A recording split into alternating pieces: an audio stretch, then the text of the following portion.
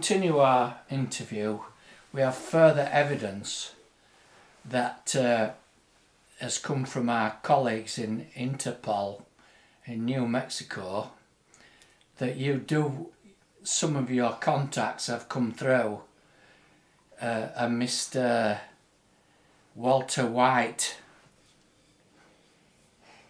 Walter White? I'm afraid I've never heard of a Mr. Walter White, and I don't have any contacts in New Mexico.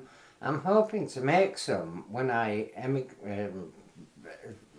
get myself there.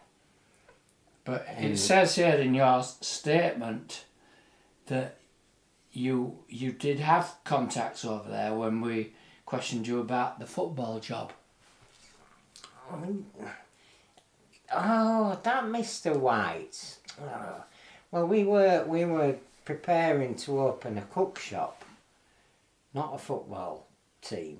A cook shop? Yes, a restaurant. A restaurant type thing? Yeah, that has cooks, and we were going to cook special recipes for these players. For the football team? For anybody, really. So like burgers and hot dogs for half time, that sort of thing? Well, similar. They were more like crunchy little blue biscuits, and they helped the team's performance better. They like crystallised... yeah, they look like blue sugar crystals. So this... Don't laugh at me. I'm not laughing at you. I'm not laughing at you, Chief Inspector Constable.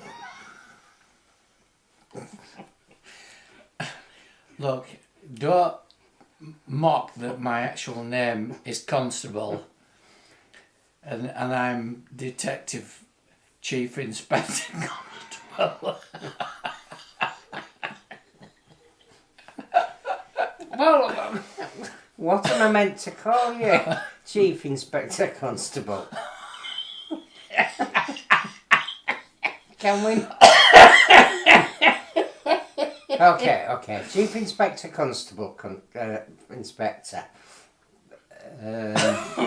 My contacts in Mexico are very legitimate businessmen who conduct their business professionally. And one of them and one of them has a camper van, and we plan to sort of travel around New Mexico and various areas, cooking stuff. It is in fact a known fact that on the old COP at Bradford City, the scoreboard end, they used to sell a limited what they call it, not recipes, a limited menu. Yes.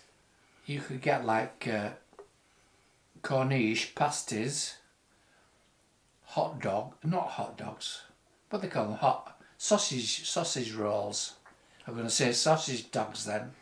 Yes. That was that mistake they made, having Korean caterers when they did hot dogs. Sausage dogs. Yeah, they did sell them. Mm-hmm. But what's your point there? My point is, if there'd have been anything untoward, I don't think things were actually cooked in the back. I think they just kept things warm. I don't think they made anything. Anyway, I used to have a Corniche pasty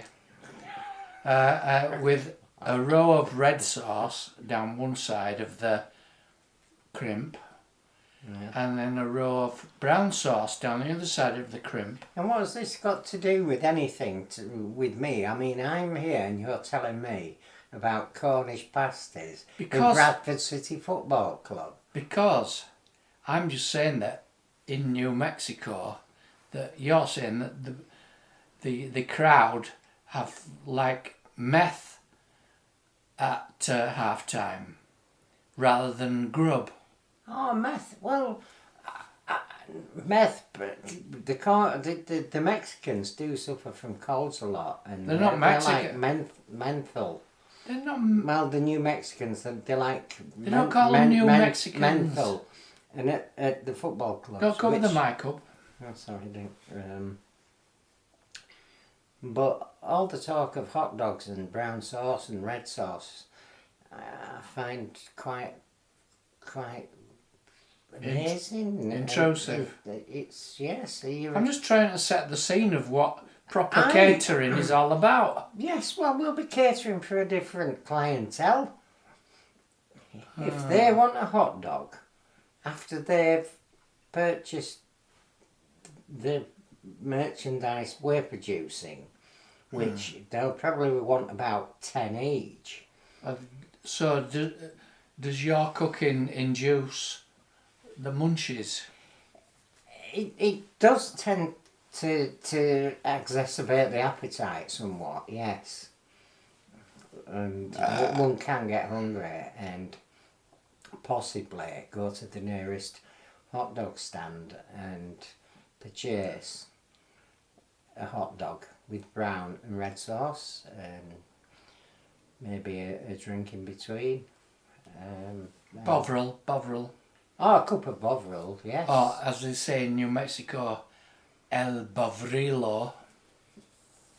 Oh, yes, but my product is doing no harm to anybody.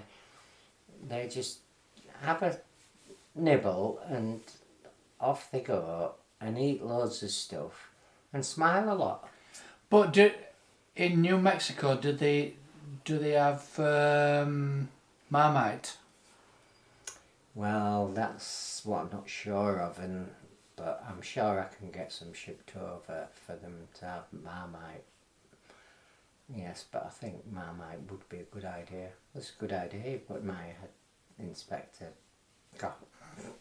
constable, inspector. So we're set to see a lot of English accoutrements arriving in the southern states. Yeah, definitely. I think it's a global economy, and I think we should introduce all new new methods of cooking to all parts of the world, and New Mexico seems to be a nice place to introduce my products to. But our researchers have found that the limits of your culinary skills are soup and chips. No, possibly. That's just a misnomer.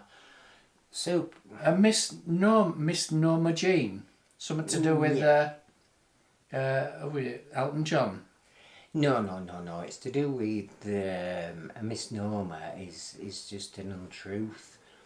I occasionally have soup and chips along with some crystal stuff. And crystal glassware? Yeah, if I break a glass or something, I'll grind it up and pop it in. But I have been known to have egg and chips when I've got some eggs. But eggs are getting quite rare because the hen population in the UK is depleting badly. So. And why is that?